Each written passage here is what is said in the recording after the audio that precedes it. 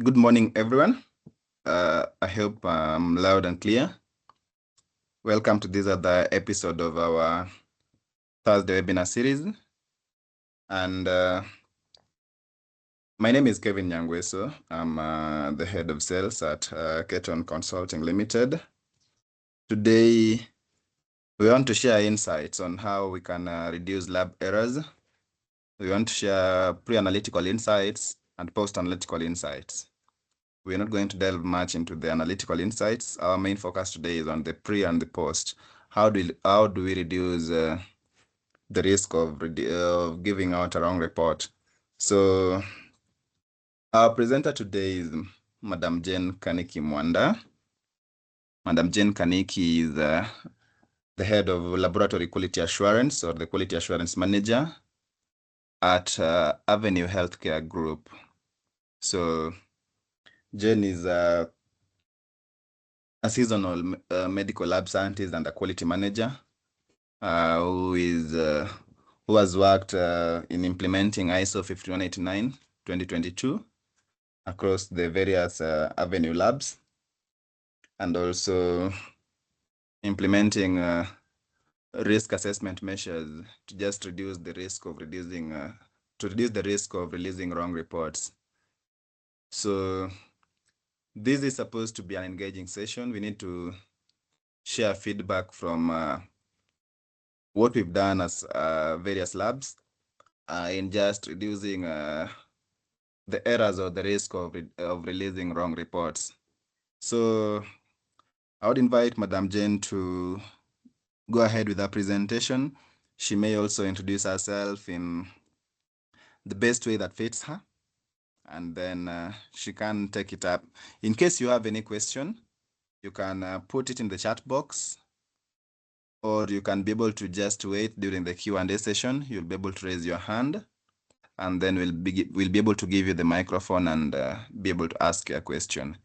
Meanwhile, when the presenter is presenting, you can just be able to keep your questions in the chat box, and we'll be able to tackle them once she's done with the presentation. So I welcome you all, and let's make it interactive. Welcome, Jane. Thank you so much, Kevin. As you've heard, my name is Jane Kaniki Mwanda. I work at Avenue Healthcare Group, overseeing quality for the lab. I hope I'm loud and clear. Yes, you are. Okay, so I've also, in addition to ISO 15189, I've also had experience implementing QMS in alignment to College of American Pathologists, and also what is known as South Africa National Accreditation Scheme. So welcome all. I hope this to be an interactive session, and I also look forward to hearing from the rest of the members and generally sharing our experiences and improving the quality of the lab as a whole. Okay, so as our training, our schedule today is reducing lab errors, pre-analytical and post-analytical.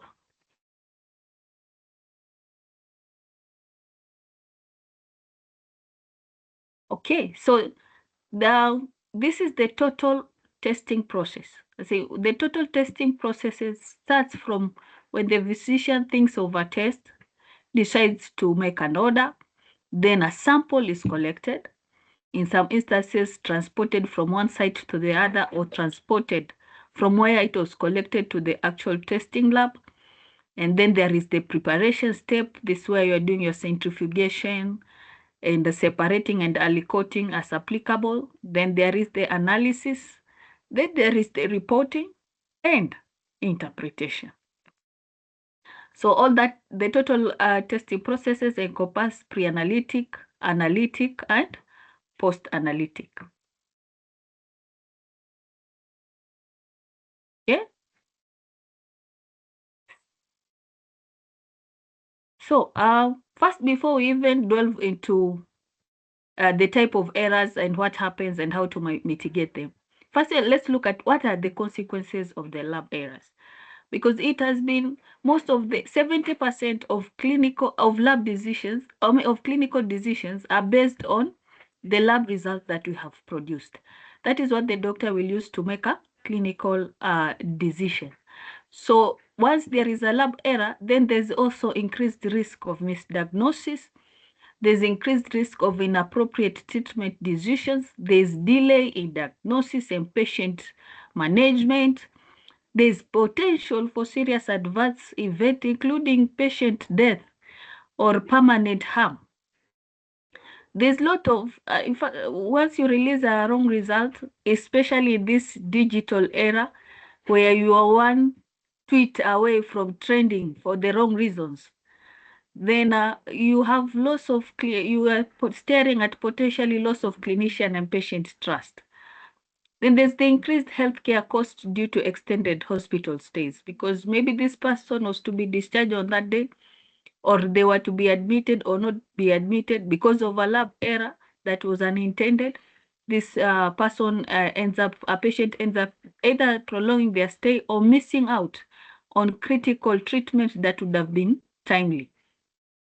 And there's the legal or regulatory repercussions for healthcare institutions. And let's not lie to each other. Currently, they are pro bono lawyers, and if they're just waiting for you to say something for a client to complain, and they're willing to do the work, the legwork for them. So lab errors have potential of grounding an institution because of legal and regulatory repercussions.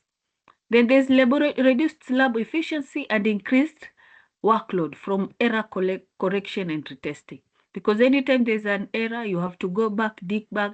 There are times you'll even be forced, maybe like the entire batch.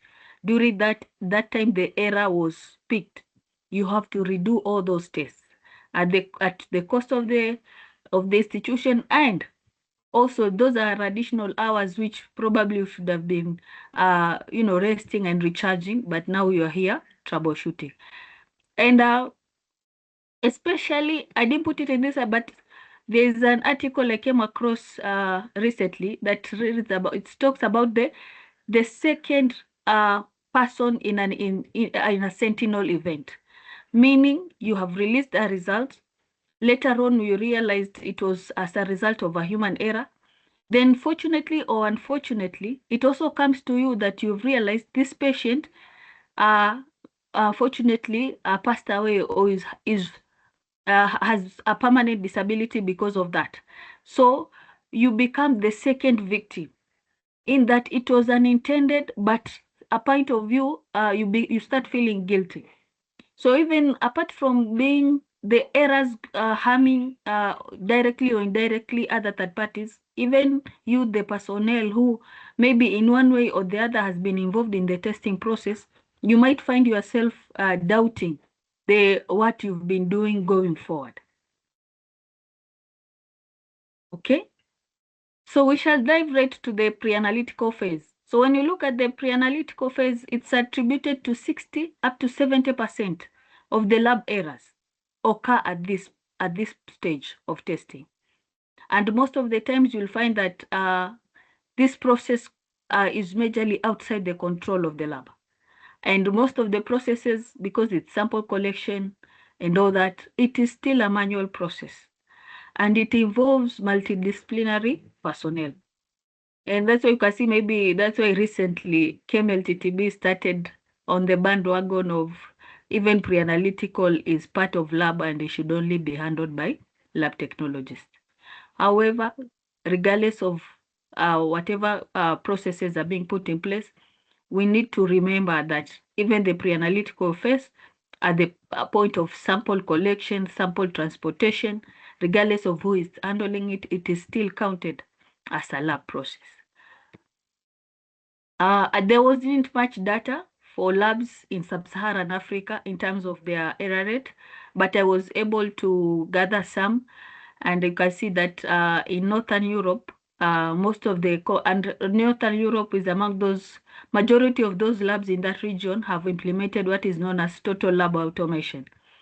But even them, they were still experiencing errors at the pre-analytical phase.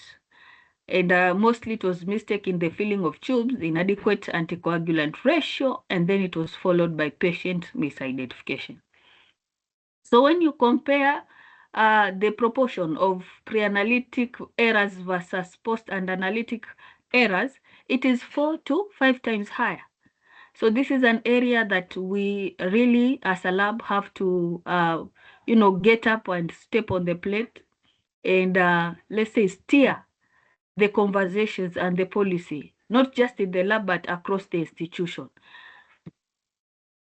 to ensure that we also have control over the processes happening in this phase, which is outside the control of the lab. Okay, so these are some of the common pre-analytical errors. There's patient misidentification, sample labeling, wrong sample type. So maybe the sample is to be collected in SST or sodium lithium, then you collect it in lithium.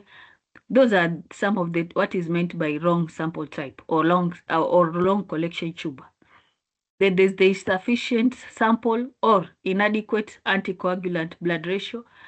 Allow me to expound on the inadequate anticoagulant blood ratio. Most of the commercial tubes that are produced for coagulation test profile, you'll find that the manufacturer has put a mark up to where you should collect that sample. That means even if it is almost halfway, that you might not need the entire plasma for the testing. But if you do not fill that tube up to where the manufacturer has put that mark, then you stand at a risk of giving erroneous results. Another common error also is the sample transported or stored under wrong temperatures, especially for patient home collection. And I know this is something that almost most standalone labs provide this. Just call us, we shall come to your home to collect your sample. It's a good marketing front, but then it also introduces the unlikely risk of transporting that sample under wrong temperatures.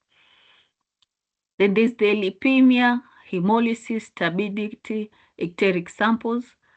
And at times you will find there are some analyzers where in the method sheet or in the kit insert, they've put the levels that interference does not. The presence of such instances does not interfere with the quality of results, or they've given a range. So I know most of us, we just look, we assess these things by visual. Assessing it, say, this one looks way too lipemic. So it's something we also need to pay attention to, because unfortunately, there are some of this, there's nothing much you can do as a lab other than either issuing the results with a disclaimer or asking that the test be repeated at a later time. Also, insufficient clinical information can be a source of an pre-analytical error. You might want to maybe you are thinking like, how can this happen? I'll give you an example that most of these hormones, you are required to provide the LMP. So if you receive any sample and you analyze and the LMP is not there, yet you find that the method interpretation is based on if the patient is at luteal phase or a follicular phase. So that is what we meant by clinical information. Like for the case for HB electrophoresis, you need the history of transfusion in that patient for the past 3 months. So if you don't get this information and this patient received a transfusion, that there is more likely that the transfused cells will also be analyzing them in your HbA electrophoresis, and then it will be giving you percentages for HbA and HbF. And remember, it is those percentages that you use to diagnose if someone has a trait or if someone is a sickler. So you cannot. That's why it is in one of your criteria as a lab, where clinical information is a must be provided, and any sample that does not have sufficient clinical information, you might decide to outrightly reject it or accept it, but do not release the results until sufficient clinical information has been submitted. Then improper centrifugation, especially for coagulation samples. Most of the instances is that we have one big centrifuge at the sorting area of the lab. So it has been set at one specific speed. So all samples that come are spun at that set speed. You need to confirm with your manufacturer or the kit insert how has he recommended the preparation of samples specifically for coagulation, because anytime you are analyzing coagulation tests, your plasma should be platelet poor, should not be having platelets, or if it has, then they have to be within a certain cutoff for you to be assured of correct results. Okay. Still, on the, let's say the pre-analytical errors takes the bulk. You'll find that this also took almost another slide. So insufficient instructions of patient preparation. You've given the patient a urine container to go collect, and then you're not clearly explaining to the patient that they need to collect only midstream urine, or they are supposed to fast. This one I've also seen it actually, and it's really effective, because when the patient shows up and then they give you such a sob story until you are like, why should I turn this patient away? You've instructed the patient to fast for 8 hours. So they decide, I will eat, do whatever it is I want. I'll fast from 7 a.m. and then I'll go to the hospital at 2 p.m. I fasted for 8 hours anyway. So we need to give instructions explicitly and clearly. Where they need to abstain, let it be clear what is it and the dangers of failing to adhere to the instruction. Another common pre-analytical area is insufficient decontamination of sample collection site. And this one mostly you will see it in blood cultures, where your culture will be flagging. But when you go to isolate whatever it is that has grown, it is a skin contaminant. And then sometimes there are some which is it's straight clear that this is a skin contaminant. However, there are some instances where you will find that that organism, it can be a skin contaminant, or in a severely compromised patient, it has, immunocompromised patient, it has the opportunity of also causing infections in the patient. So sufficient decontamination of the sample collection site is a prerequisite, especially for your blood cultures. Then order entry errors. This is one thing that has always been overlooked, but however, you'll find that if, let's say, you want to build random versus fasting, you see there are tests like cortisol, which are subject to diurnal variation. So they bill AM, but at that point, the window for AM sample, or maybe you've not even in your test menu, you just put cortisol there, so it's up to, so you don't even have a mechanism of tracking at what time was this sample collected, and what is the reason that the doctor wants to access. So all those things are things that every other process could be okay, but if this one is missed, you will be finding yourselves with what happened, what went wrong, let us refund this test. So, and it's not a pleasant experience. Another example are tests that are almost, I'll say a misnomer, or yes, a misnomer. In that, for example, and this is something that happened so recently that it was also a learning opportunity for me. There's a difference between 25-OH progesterone and progesterone acetate. That is homework I will give you, go and find. So find in an instance where the doctor wanted progesterone, and then they end up billing 25-OH progesterone, or they wanted 25-OH progesterone, but they just billed progesterone. So, and then maybe for them, they just need, so long as the name progesterone is there, then somehow whatever it is that I'm looking for shall be there.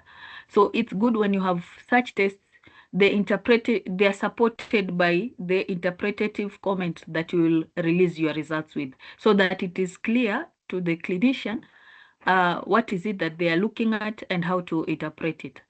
Poor centrifugation technique is among those errors, and then this one has been emphasized, and you'll find that some manufacturers like BD have even given a very strong job aid: wrong order of draw. especially where you have your dipotassium and tri-potassium EDTA. You find that letters adhere to the order of draw, and it's good even in all sample collection areas. There is a job aid assisting those who are collecting these samples to adhere to the draw. So this is some of the proposed ways to mitigate against pre-analytical areas. There's patient identification banks, so that, and you even link it where it's possible and resources available. You link the patient identification banks with the either electronic health records or the LIS. And this you'll find that you are able to even generate barcode right at the patient's bedside for inpatient scenarios. Or if it's an outpatient scenario, immediately you are finishing with the patient, you already generate a barcode for those tests, and you affix them to the labels to minimize wrong attachments of I bled the correct patient, but I attached the wrong barcode. Then there's the strong policy supporting adherence to IPSG. IPSG is International Patient Safety Goals. They are universal all over the world in the healthcare. And IPSG1, they are up to 20, but IPSG1 is correct patient identification. And then under it, there are some elements which I shall not deal with, but just remember, IPSG1 is correct patient identification. And then you can also put a KPI to monitor the performance, like sample rejection rate. So as a lab, you look at why are we rejecting samples? Is there a specific area or site that we are facing problems with? And then you address it from there.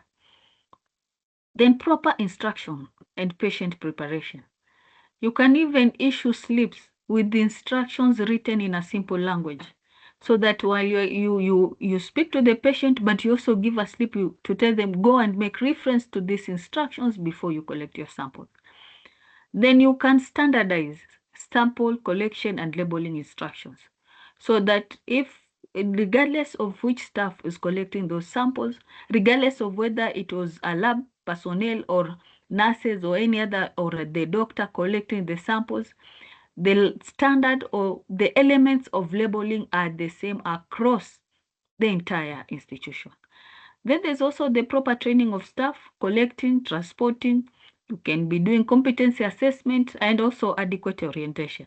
And I know a lot of this for most of the, let's say, the personnel who's transferred, because some of the labs have outsourced the function.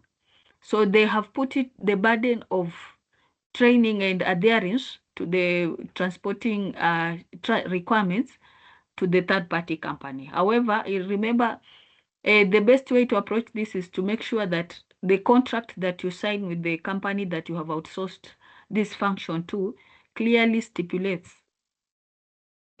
what it means to breach contract. And so that then you also have a mechanism to ensure that their staff are also adequately trained in transportation.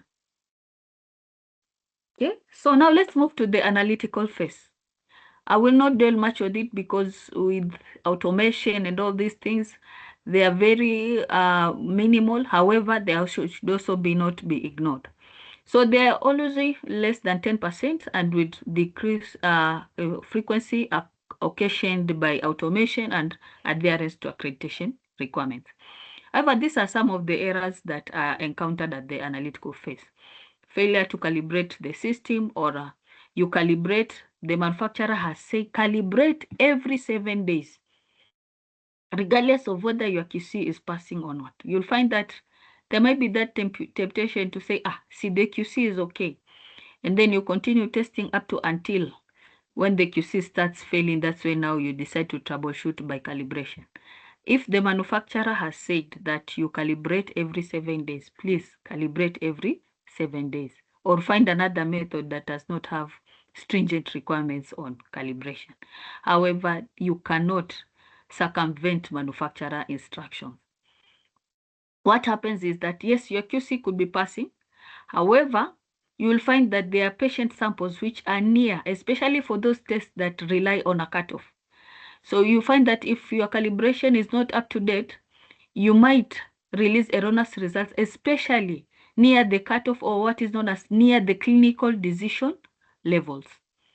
So undetected failure in quality control or proficiency testing, how can this happen is that you've put rules for your analyzer that maybe if it gets to 10x for you, it's a violation.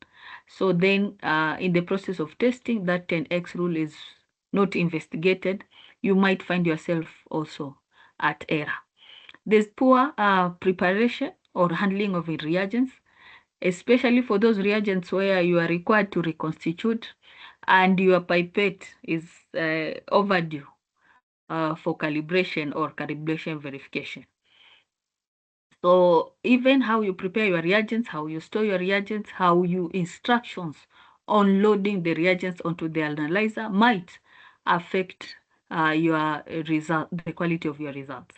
Then poor instrument maintenance and undetected methodology variances. This one, it's what happens is that analyzer A measures, let's say, your, let's HbA1c. I've seen this very much in HbA1c. There's some analyzers which use HPLC, that is high performance liquid chromatography, to analyze HbA1c for you. And there are some which is purely calorimetric. You'll find that there are methodological variances in such. And as part of your method verification, you should have or the annual or biannual, depending on how your SOP is on method comparison. You need to, while you're comparing your method, you need to establish cutoffs based on what the manufacturer has said, and also based on what institutes for an interpretation. For example, let me use as simple as HIV OD. So remember, you will not be reporting to the patient the OD. You will be reporting to the patient interpretation of that OD. So there's this analyzer where to differentiate positive from negative, it's the cutoff is 0.9. So any patient falling at 0.9, it is indeterminate. So you either advise them to do additional testing or to repeat the test after 3 months. Then you'll find there's another analyzer where the cutoff for HIV maybe is 0.14. So anything between 1.39 is indeterminate. And then at 0.14, that is a true positive.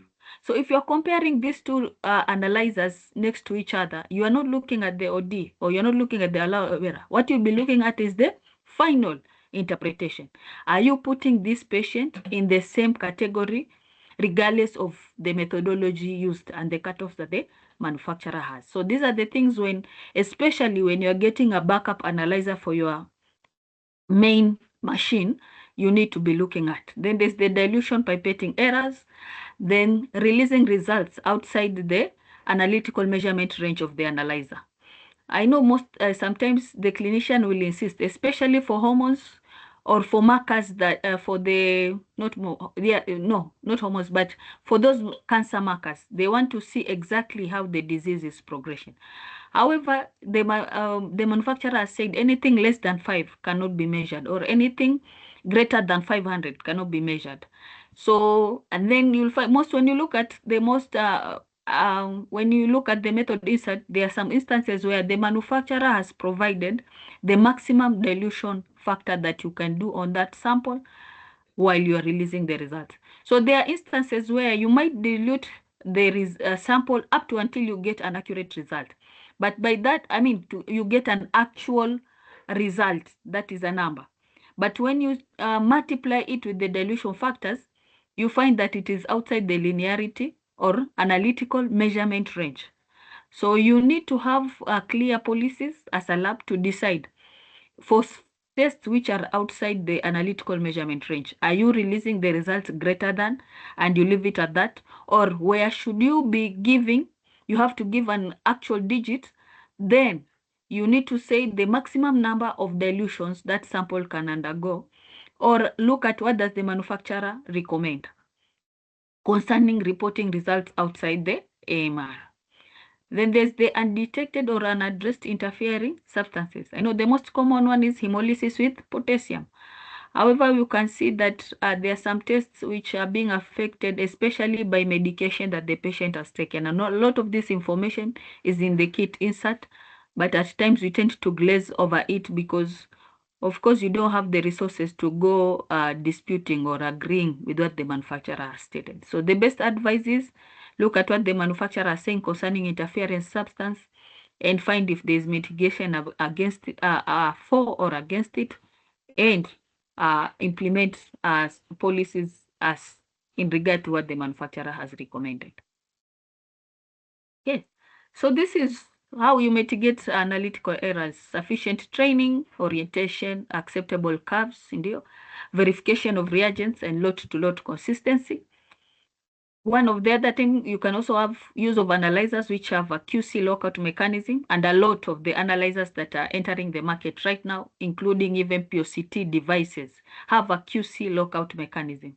What I mean is that if a test is overdue, depending on the rules that you have programmed on the analyzer, if a test is due for QC and the QC has not been run, it will lock out that test.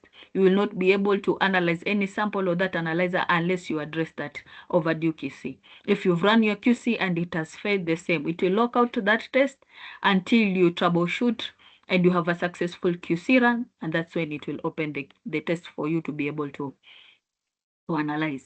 Then there's regular use of control charts to track instrument performance. And of late, there have been platforms, especially that when you're running your QC, you're also compared with peers on the same platform analyzing that lot of QC. So you are able to even pick drifts, whether maybe it could be when you're looking at your LJ, you are within the rules of acceptable QC run.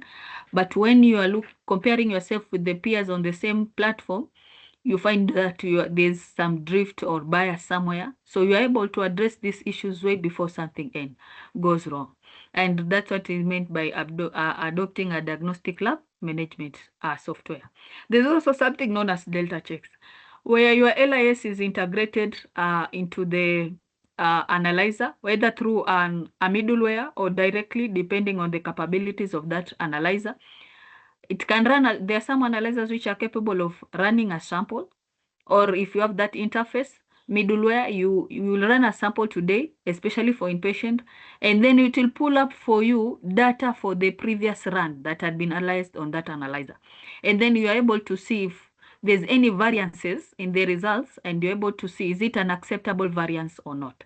So even sufficient training of the staff, you cannot run away from it, because you need to empower, staff need to be empowered sufficiently to be able to look at results, not just churn results, but compare, correlate sufficiently before releasing a result. Okay, so let's go to the post-analytical phase. Most of the post-analytical errors at this point, they have been mitigated by some of the softwares that people are using. However, we cannot rule them ultimately. Most common post-analytical phase, especially where there's manual results entry, is typing errors, where you miss a decimal point, you put a decimal point at the wrong place, or even missed digits. You were to report 640, you miss the 0 at the end, and then you end up reporting 64. For some of this, it means you might even find yourself that now it was a normal result. Because you have missed a digit, it becomes a critical value result. Then results with incorrect units. The units that have been programmed on the analyzer are different with the units that have been programmed in the LIS. Or you outsource a test, then the units that referral lab is reporting with are different from the units that you are reporting with. So it's important to report, it's important to report as results with the units that they were generated with. Then results released prior to verification or mechanical verification. And this happens where, like I was giving the example for delta check. So you might find you won't do your delta check and then you resist the results at that point. Maybe it's something that you could have been able to address prior to releasing the results.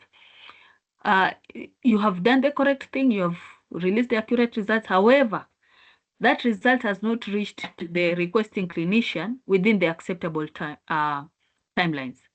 Some experts also say this is a post-analytical, it's an error, as much as everything was in alignment. However, if that report did, especially for critical values, if that report does not reach the clinician on time, then patient interventions or timely management of the patient is not done, then it ends up being an error.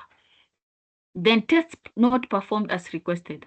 The doctor has requested for an entire panel of tests because they want to see, they want to correlate those results with the clinical presentation of the patient. But somewhere along the line, one test is missed out.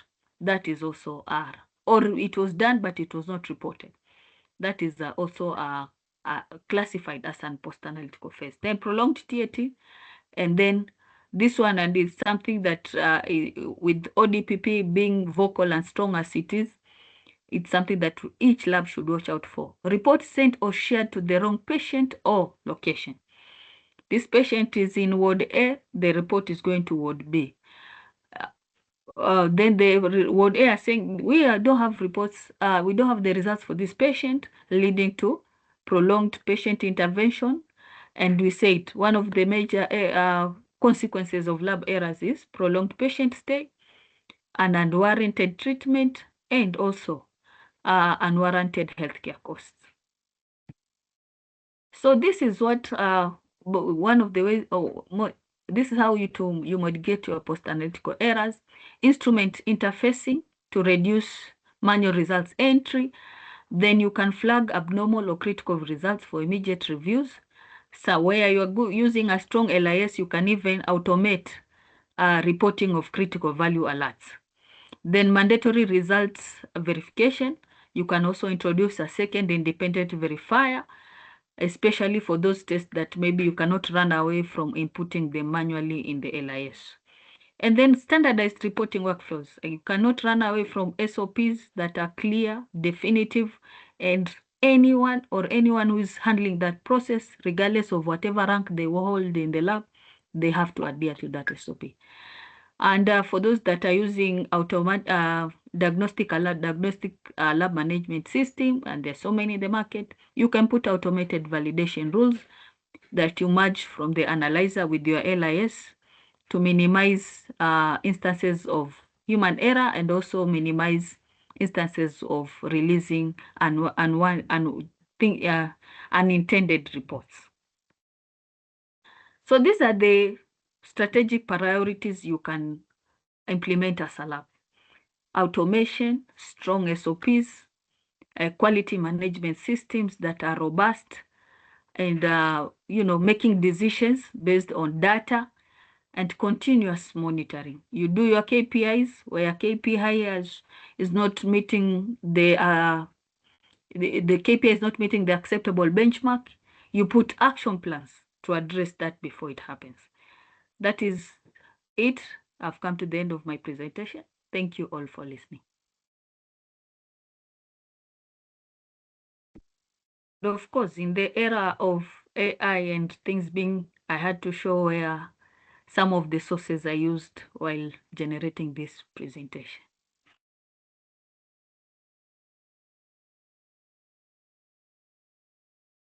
Thank you so much, Jane, for quite a wonderful and elaborate presentation.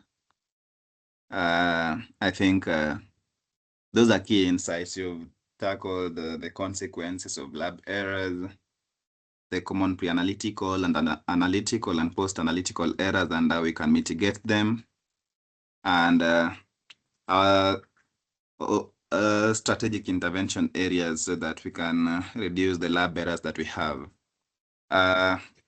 Before we move to the questions, I would like to share what I have as Keton Consulting, so that we can be able to also support in terms of reducing lab errors. So Keton, we are majorly focused on training and capacity buildings for medical lab scientists. So this year, what do we have for the medical lab fraternity? So we do conduct lab trainings on a monthly basis. that encompasses the whole scope of the medical lab testing or the diagnostic space. So in January, we did ISO 15189 2022 implementation course. In this month, February, we'll be doing risk management course based on ISO 22367. In March, we'll be doing internal audit-based course in line with ISO 19011 and ISO 15189. And then we'll be guiding on method validation and method verification. We realize that these are gray area. Most of the people, when they get their machines, they directly put them into use without doing method verifications. So in April, we'll be providing insights on method validation and method verification. We also understand that measurement uncertainty, when we release our reports or when we perform our diagnostic testing, how do we calculate our uncertainty of measurement? So we also have a training on measurement uncertainty and IQC management. And then we also have a training on biosafety and biosecurity. In July, we have a training on advanced root cause analysis. And the ISO 15189-2022 is so much into risk-based corrective action. What is the risk to the patient? How do we mitigate any risk of providing a wrong report to the patient? So we'll be tackling advanced root cause analysis. And then in August, we are doing malaria microscopy. So this is within the WHO guidelines of malaria microscopy. So we will be tackling this. In September, we'll be taking you through, again, ISO is quite common and most labs are now moving towards accreditation. So we'll be having a repeat of ISO 15189 in September. And then in October, we're also doing risk management again. And then in November, we're also doing internal audit again. And then in December, we'll do lab management and leadership training. So if you are interested in any of these courses, you can be able to reach us on email, on WhatsApp, or any of our reachable addresses. We'll be able to provide you with how you can register with us. We can do in-house training. If you have a lab of maybe 10 people or 5 people, you can organize with us. We'll provide you with quite discounted rates. These ones are just if you are an individual, but we can talk and negotiate. So if you're a lab and you want to do any of these courses, we can send you a trainer, come to your location, and we'll be able to take you through any of the courses that you're interested in. The trainings are CPD accredited as well, and we have certificates to show that you've been trained. They go for 3 days. And if you want to come individually, these trainings are always done in Nairobi. So we always have them in our training halls or in hotels. So we always provide that guideline whenever the training duration is on. So you can register with us so that you understand the whole scope of the pre-analytics, the analytics, and the post-analytics for lab testing. So that is what I wanted to share from Keton. I would now want us to go back to the Q&A that some have raised in the chat box, or if you have, you can raise your hand, and then we will be able to tackle your questions. So the first question was from Anne, who asked, "Thank you for amazing presentation. How do you feel about collecting UEC, lipids, and maybe liver in a heparin tube? I've seen it done somewhere. I'm doubtful about it. Kindly clarify." So I'll try to tackle this, but I'll also leave Jane to answer this. So Anne, yes, I think you can be able to do UEC, LFT, and lipid profiles in heparin tubes. However, there are considerations for this. When you use lithium heparin, when you use sodium heparin would interfere with electrolytes, but lithium heparin is generally acceptable because I think you don't need to wait for the clotting time for lithium heparin. It has got now a better, faster TAT. But again, I would refer you to your instructions for use or the kit insert for the specific reagents that you use. Every manufacturer has validated specific blood collection tubes to be used in analysis. So if you're using Roche, go back to the kit insert for Roche, make a reference for that, and see what the manufacturer has specified. If you're using Snipe or Mindray or whichever, go back to the kit insert or the instructions for use and seek clarification on what is accepted. And again, you see, you have got reference ranges for your lab. When you're doing validation or verification of these reference ranges, maybe you used SST tubes. Why would you now go for heparin, which you've not validated the reference ranges for heparin? So unless you've done validation for the reference ranges under heparin, you can be able to use heparin. But if you've not done the verification of the reference ranges and also the manufacturer has not recommended, I won't advise you to use that. So it all goes back to your documentation and what do you have as a lab? What does the IFU for your reagent say? What do you think, Jen? Exactly. You'll have to look at your method sheet for manufacturer, the instructions that the manufacturer has provided and the data that they have provided for the type of samples which they have validated it for. Some of the, actually, like under College of American Pathologists kit, accreditation is that when you change that which the manufacturer has stated, it becomes known as method modification. So if you are doing method modification, then you have to do the full scope of verification, and you try as much as possible to mimic what the manufacturer has done. Okay. Yes. Benjamin asked, what did you say is the purpose of Delta check? I think I leave that to you. Jen, just go with that. So a Delta check, just you're comparing results of that patient from the last run to that current run. For example, you ran a HB for a patient on day 1 of admission. That HB was 4.9. Then today you are running that HB again, it's 12. So the reason for data check, you just want to pick variances. For example, if it's 12, what is it causing this HB to shoot from 4.9 to 12? Because even if they refuse, they have received a transfusion, it does not warrant a jump from 4.9 to 12. So that is what it really actually helps to prevent you from releasing erroneous results, where especially it had not been addressed at the pre-analytical phase.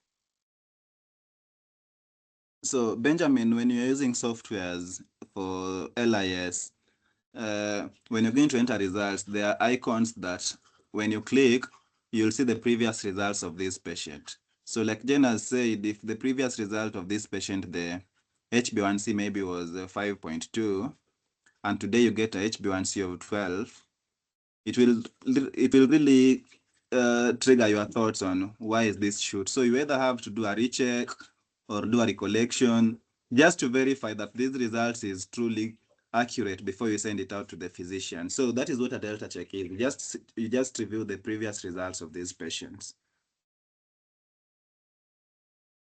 Jen, kindly explain how prolonged TAT is a post-analytical error. Brenda Mwatati is asking.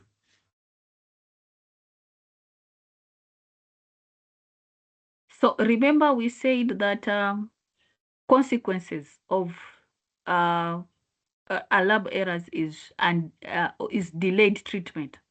So when you release results outside the anticipated TAT, and especially in instances where it was not communicated, then timely interventions for the patient are also delayed. Okay. So Isaac, I'll share the calendar in the WhatsApp group, or you can drop me your email in the chat box. I'll be able to share to your email. but I'll drop it in the WhatsApp group. You'll be able to review. I think those are the questions that we have.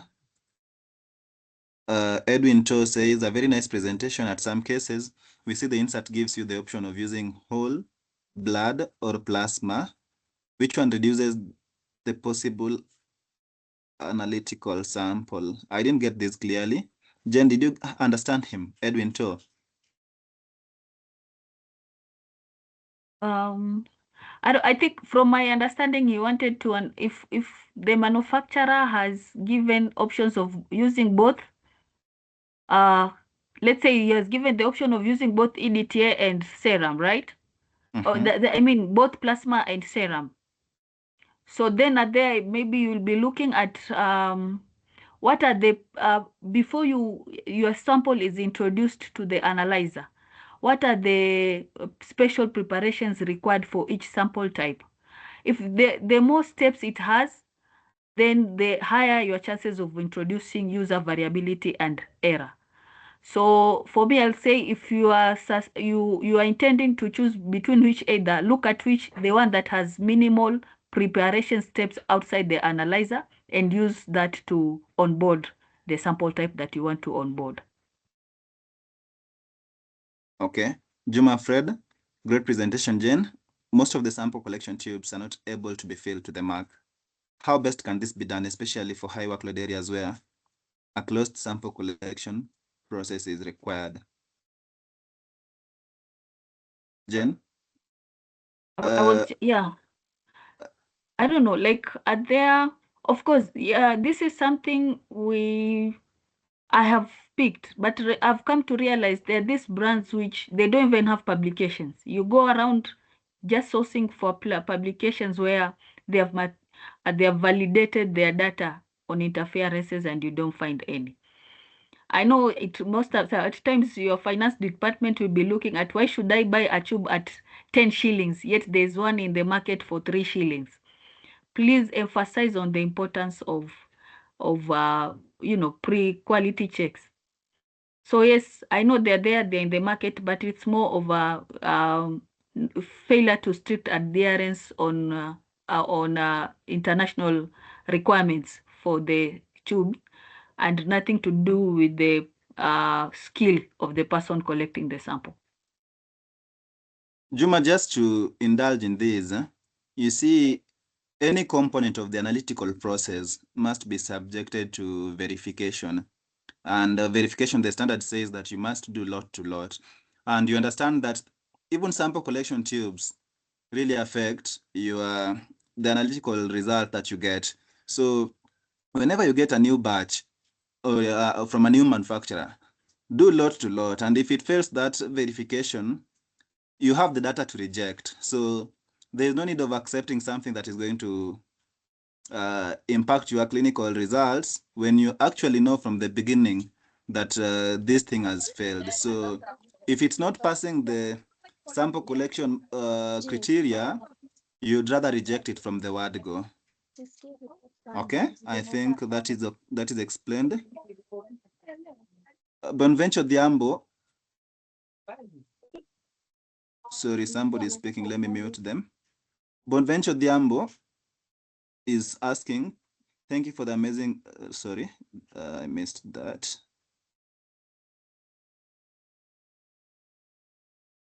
What is the recommended centrifugation speed and duration for spinning sodium citrate tubes to obtain plasma for coagulation studies? Jen, I leave this to you.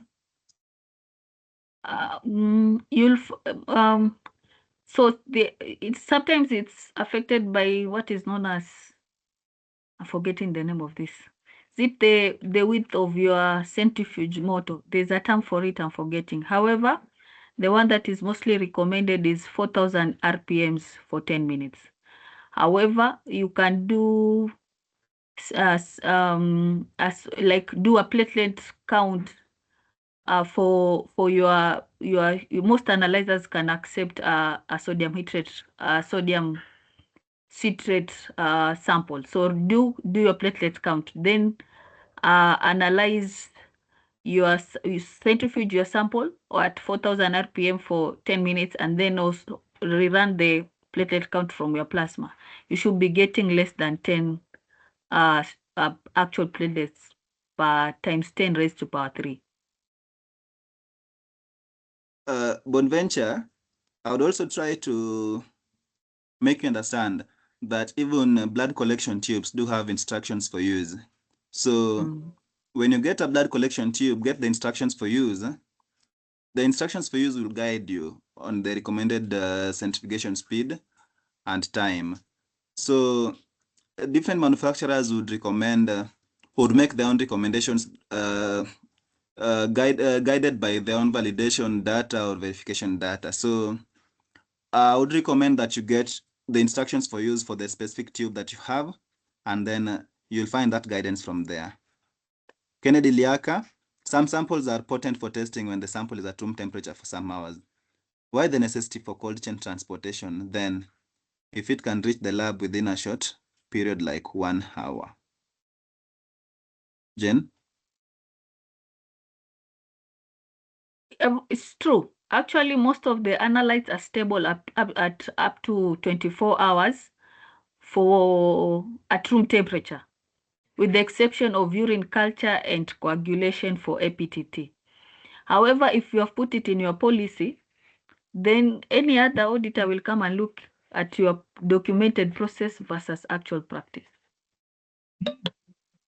So Kennedy, I think you have a sample collection manual that guides on sample collection and sample transport to the lab. So tests like maybe blood culture or semen analysis that are supposed to be transported in room temperature, you should transport them in room temperature. There is no necessity for cold chain transport, like you've said. All sample transportation guidelines are documented in the sample collection manual. So let that be your guide, and an auditor will just audit you against what your policy says. So if your policy says you transport it in cold chain, that is it, adhere to that. If your policy says you transport it in room temperature, do that as well.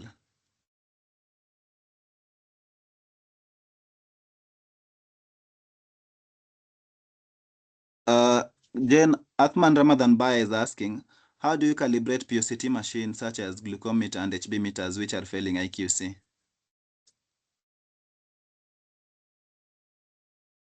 That's unless there's a requirement for calibration as stated by the manufacturer. I'm only aware of what is known as calibration verification linearity materials, which are commercially available. But for the calibration, actual how to approach it, you'll just look at the manufacturer instructions. If you're having IQC failure on your POCT devices, I'll urge you to look at one of the things that I picked in my years of practice was that when we were seeing such failures, you'll go and find that most of the devices you find that you have to put the strip up to a certain level for it to aspirate blood and then you release it. So you'll find that mostly POCT devices that were outside the control of the lab, they allow the optical surfaces of that device touch smears of blood. So maybe it's not a matter of calibration, it's a matter of the optical parts of the device have been smeared with patient material. Okay. Dr. Ogola Helen says, very informative presentation. Thank you, Jane and Keton, for the continuous capacity building of MLOs for better diagnostic outcomes. God bless. I think, okay. Dan Ivan Kedi says, what is the root cause analysis for big delta check? And is there a range for an acceptable delta check anyway? Dan, we said that delta check is just to check the previous results against what you are getting currently. So if there's a great variation, it's upon you to think, why is there this variation? So the first step I think you do is to recheck. Once you check and the variation is still there and you're querying your results, all your calibrations are okay, QCs are okay, what you do is maybe to do a recollection, just rule out all the pre-analytics that could have played. Maybe there was wrong labeling or anything else that could have affected your pre-analytics. So that root cause analysis all depends with you to do. Is that okay, Jen? Cindy? Yes, let me give you a scenario that actually happened. So this was a baby in NICU and was under phototherapy. So, and then they were moving from, they had stabilized. So they were being moved from, the baby was being moved from NICU to general PEDS ward. So in the doctor's notes, he said, collect sample 6 hours post the last phototherapy session. So that instruction was documented in the Cadex for the nurses. So while the baby was moved, somehow this instruction was missed. So what happened is they collected 6 hours after from the initial result that was released. So while the results was being analyzed and being released, it was discovered there was no change since the last run. It was actually it was the other one, like this is an actual case scenario. So the first one, the result was at 368.9. Then this other second result was at 368.8. Two different samples collected by two different personnel, analyzed by two different personnel. So looking at this, and they were like, so is the baby deteriorating more? Then maybe even this baby does not need to be moved from, de-escalated from NICU to general PEDS ward. So in the process of, asking and inquiring, that's when it was discovered the last phototherapy had just been done an hour ago. And it is, so the sample had to be recollected at midnight, and that's when the accurate result was released. So some of the data checks are just to help you figure out, are you releasing a result that has, what is the impact on the clinical decisions for that result that you are releasing? Okay. Thank you. I think we've tackled all the questions. The WhatsApp invite link has been shared in the chat box. So in case you're not part of our WhatsApp group, you can click on the link and join. And also my email address has been posted on the chat box. So in case you have got any query, you can just be able to send an email. I'll be able to respond. In case you have any further inquiries, you can just reach out and we'll be able to support you. So with that, I thank you all for joining our presentation. The CPD points will be uploaded automatically to each and everyone who has attended at least 60% of the session today. And have a wonderful day ahead. Thank you. Hello, we'll clarify on issues to do with CPD. Kindly, I would like to point out that these points are automatically uploaded on the portal for KMLTTB.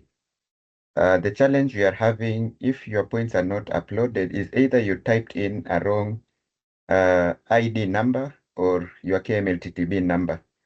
So at this point, we are unable to know who and who hasn't been posted, because we find the number of participants are quite huge. So kindly, during the registration, please take your time to confirm the ID number and KMLTTB number. If any of the characters is wrong, the system will not accept that particular details and will not upload for you. In case you have any queries, kindly do an email to cpd@ketonconsulting.com or check with KMLTTB for confirmation of your portal. But the most important thing is kindly confirm your details before you submit. The other main error that has been noted is when you are writing your KMLTTB number, if you're starting with letter A and a 0, most of the participants are also writing letter O instead of a 0. That one automatically discontinues it from the KMLTTB portal. So any issues are related to either wrong details, and also the system is tracking the attendance. That is why this system does not provide an external link for you to join, because each and every person has to join with the link that was sent to their email.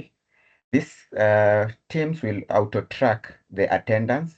So as we are saying, the 60% attendance is being monitored by KMLTTB after each and every webinar. So if the meeting is 1 hour and the timeline has been taken is, let's say 40 minutes per individual, also KMLTTB does not approve that particular points allocation. And also you can't share your link to another person. If the other person has joined before you using your link, the points are auto-allocated to that particular attendee. So kindly just adhere with the rules. They are meant there to safeguard KMLTTB's policy on points allocation, ensure you have the correct details, and also ensure that you follow the attendance guidelines, as that is what KMLTTB is monitoring at the end of the day for allocation. Once the CPD ends, it takes between 24 hours for the CPD allocation points to be valid. And after that, it closes in the next 2 days. So if you have a query, raise it early before the next webinar, as we cannot upload again the previous CPD points after the another point session has been allocated. Should you have any question, the microphones were opened. You can unmute and ask. If not, the live webinar will end by 8:10. Thank you.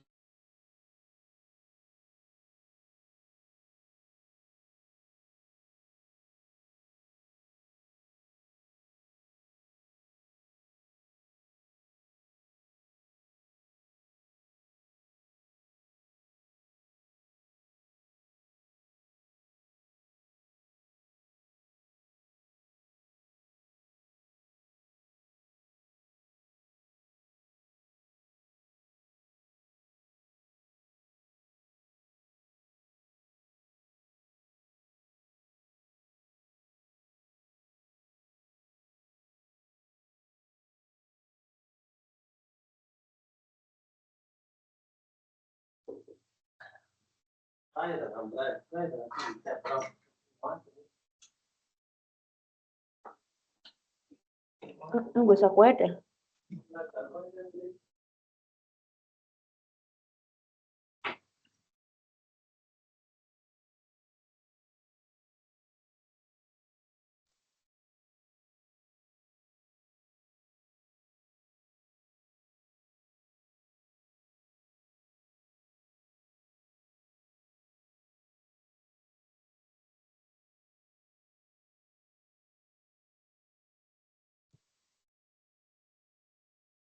Thank you very much for this insightful presentation.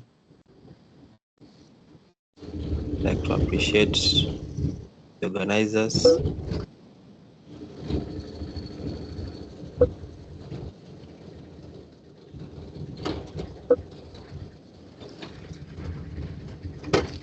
Feedback is well received, Atman. Thank you.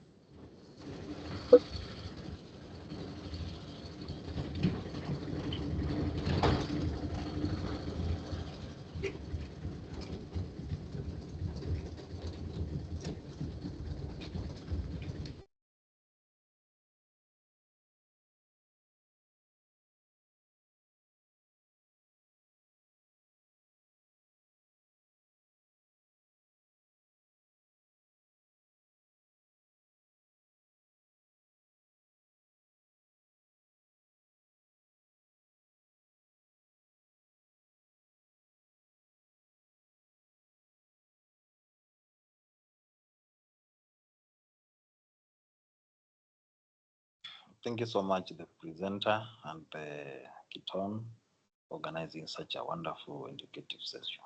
Thank you.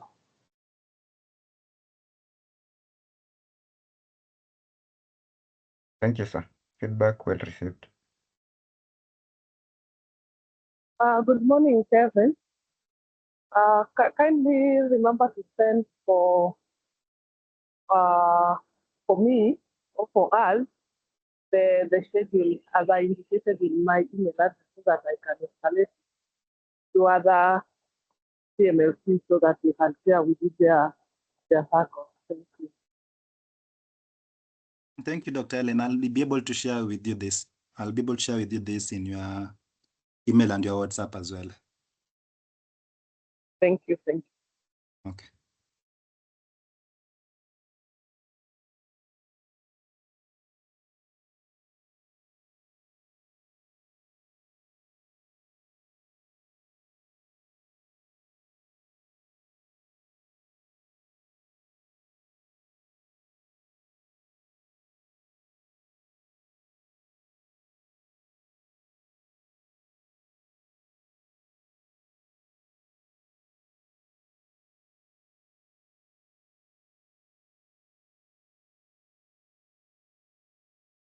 All right, everyone. Thank you for making time to attend. Thank you, Kevin, for overseeing the session. Thank you, Jen, for the wonderful presentation. See you again next week for our next series. Do have a lovely day and a great weekend ahead. Thank you and bye-bye. Bye. Have a nice day.